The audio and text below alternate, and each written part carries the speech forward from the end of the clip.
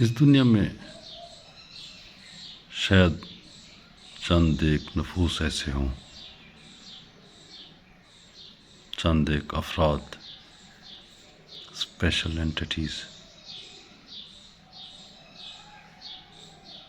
جو اپنے مالک آپ ہوں، جو زندگی گزارتے نہیں بلکہ اسے گزرنے دیتے ہیں، اپنے جسم کو ایک خوبصورت گزرگاہ کے طور پر زندگی کے سامنے پیش کیے رکھتے ہیں۔ ایسے چند افراد کے علاوہ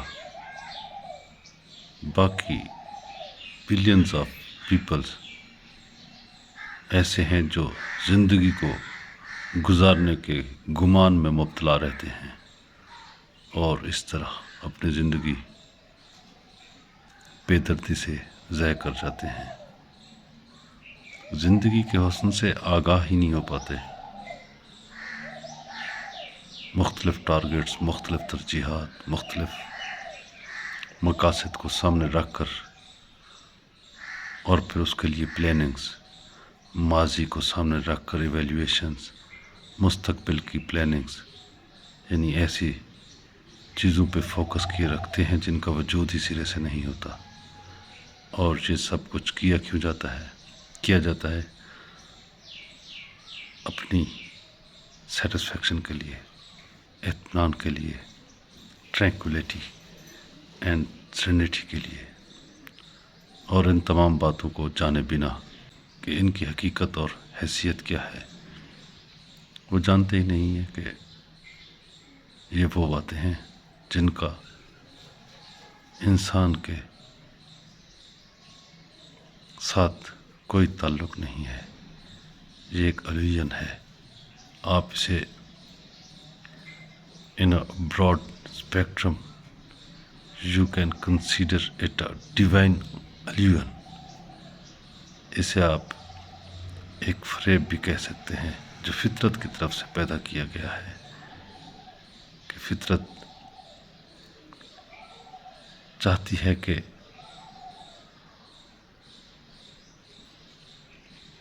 انسان غور و فکر کے بعد، تدبر کے بعد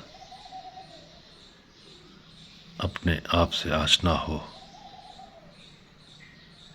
اپنی حقیقت سے آگاہ ہو، اور یہ آگاہی پھر اسے زندگی میں موجود زندگی کے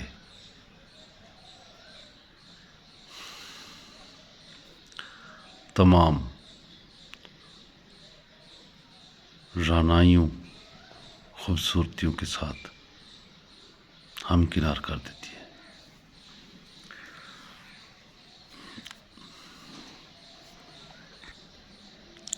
یہ تمناؤں کا سراب ہے۔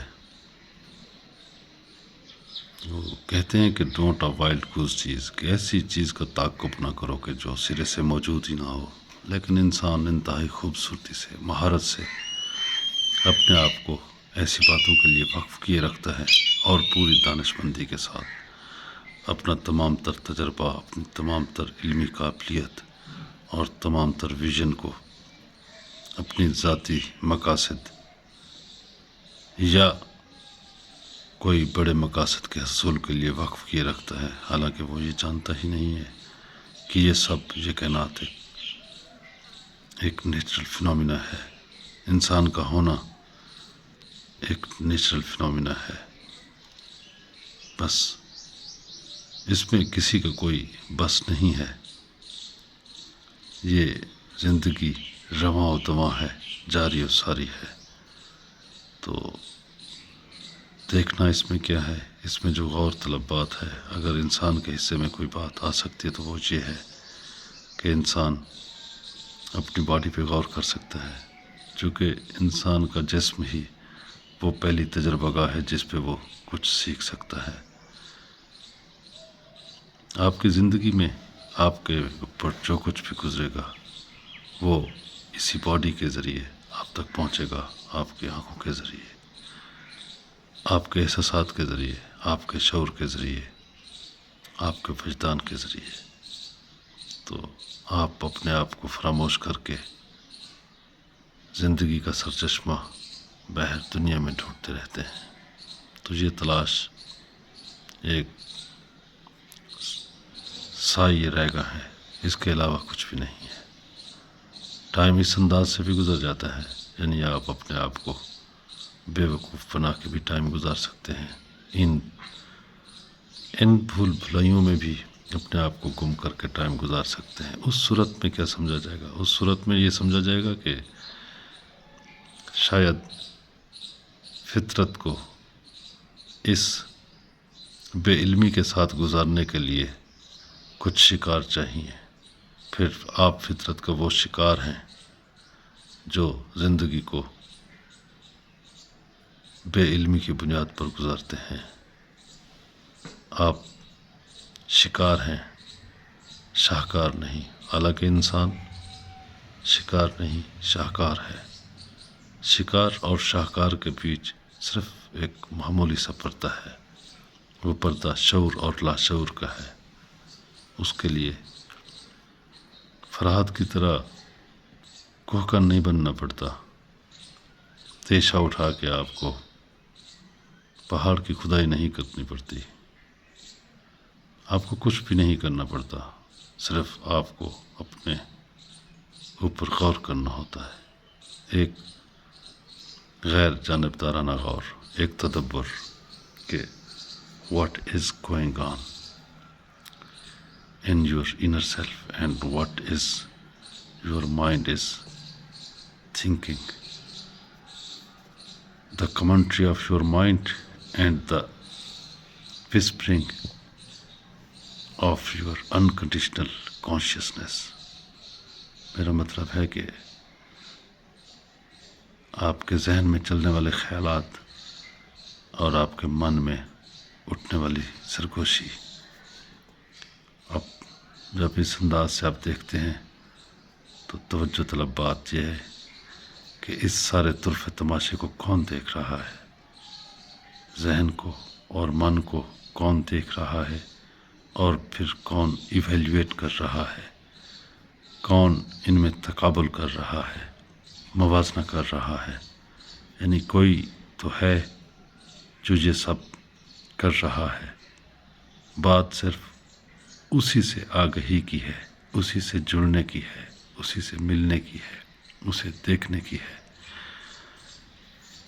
جب اسے دیکھ لیا، اسے محسوس کر لیا، تو پھر آپ کو سمجھ آ جائے گا کہ یہ جو آپ کے تفکرات تھے، یہ جو آپ کی پریشانیاں تھی، جس کے لیے ہیلدی ان ہیلدی ہر قسم کی تراکیب، طریقے، methodology, psychological traps, psycho therapies, دانشوروں سے ملنا، سائیکولوجیکل ڈسکشنز، اپنے ایویلیویشن کرانا، پیروں فقیروں سادھوں کے ساتھ ملنا، موٹیویشنل اسپیکر سے ملنا، کہ جو آپ کے راز کو آپ پر آشکار کر دیں، یہ ساری آپ کی دوڑ دھوپ رک جائے گی، تھم جائے گی، آپ کی زندگی میں قرار آ جائے گا۔ اس کی وجہ یہ ہے کہ آپ بآسانی محسوس کر لیں گے کہ آپ کا ذہن کوئی اعلی کار نہیں ہے، آپ اپنے ذہن کے غلام نہیں ہیں۔ یہ ذہن کو تو مورد الزام ٹھہرایا گیا ہے تاکہ پھر پہلے ذہن کو معطوب کیا جائے، کرٹیسائز کیا جائے، چونکہ ایک جنگ کے لیے ایک انتہائی طاقتور دشمن کا ہونا ضروری ہے۔ تو انسان اپنی فطرت کے پیش نظر، یا جس سوسائٹی میں انسان رہتا ہے، وہ سوسائٹی انسان کو کے لیے سب سے پہلے تو ایک دشمن، ایک اینیمی کریٹ کرتی ہے، اس اینیمی کا نام رکھ دیا ہے انسان کا مائنڈ، اور پھر باقی ساری زندگی انسان کو اس پہ لگا دیا جاتا ہے کہ how to counter your mind, how to avoid to become the slave اور سبسروینٹ آف یور مائنڈ، اور پھر ساری فوکس، ساری لیبر، ساری ترجیحات، ساری انرجی اس پہ لگا دی جاتی ہے۔ حالانکہ یہ ساری جو کیمسٹری ہے، یہ ساری بات چیت، یہ ساری فلسفی بیس لیس ہے۔ وجہ یہ ہے کہ یہ ترجیحات آپ کے من میں اٹھتی ہیں، آپ کے دل میں، آپ کی باڈی میں اٹھتی ہیں۔ آپ کی باڈی جن باتوں کو زیادہ ناگزیر سمجھتی ہے، وہ خواہشات آپ کی عقائد بن جاتے ہیں، یعنی فارم بلیف بن جاتے ہیں۔ ایسی چیزیں جن کے متعلق آپ سوچتے ہیں کہ اب ان کے بغیر زندگی کا گزرنا ممکن نہیں ہے۔ تو جب یہ آپ کی خواہشات اس انداز سے مضبوطی اختیار کر لیتی ہیں، تو پھر یہ جو تھاٹس ہیں، یہ جو وشز ہیں، یہ آپ کے ذہن کی طرف چلی جاتی ہیں۔ اب آپ کا ذہن ان کو عملی جامہ پہنانے کے لیے، یعنی انہیں پریکٹیکل فارم میں انہیں ایک شیپ دینے کے لیے کام کرنا شروع کر دیتا ہے۔ آپ کا ذہن ایک فنکشنل انسٹرومنٹ ہے، چیزوں کو عملی طور پر پریکٹیکل فارم میں سامنے لے آنے کا ایک آلہ ہے۔ تو اس کے لیے انسان اپنے ذہن کی جو سائیکولوجیکل پاورز ہیں انہیں بیدار کرتا ہے۔ تو یہ پاورز پھر آہستہ آہستہ آپ کو اپنے کنٹرول میں لے لیتی ہیں۔ کنٹرول میں کیسے لے لیتی ہیں کہ آپ اب جو ہی یہ پاورز کام کرنا شروع کر دیں گی، آپ ان کے پیچھے سر جھکائے چلنا شروع کر دیں گے۔ آغاز میں تو آپ کو اندازہ نہیں تھا کہ یہ کہاں سے خواہشات اٹھیں اور پھر آپ کے ذہن میں گئیں، اور پھر آپ کے ذہن نے جب کام کرنا شروع کر دیا تو باقی زندگی آپ نے اپنی ذہنی ترجیحات کے مطابق گزارنا شروع کر دی۔ حالانکہ اگر فرام دا ویری بگننگ اگر آپ دیکھتے کہ یہ خیالات، یہ ترجیحات آپ کے من سے اٹھ رہی ہیں، تو پھر شاید آپ کو اتنے تردد کی ضرورت ہی نہ پڑتی۔ آپ ان خواہشات کو دیکھتے اور پھر لیٹ کو، یعنی انہیں دیکھتے، ابھرتے ہوا دیکھتے، پھر وہ ابھر کر معدوم ہو جاتی۔ آپ زندگی کو نیچرل وے سے جیسے وہ گزر رہی ہے ویسے گزرتا ہوا دیکھتے رہتے، اور اتنے بڑے تردد میں ہی نہ پڑتے۔ یعنی یہ جتنی بحر کی کشمکش ہے، اس کے سارے تانے بانے آپ کی اندر، آپ کے من میں، آپ کی سوچ میں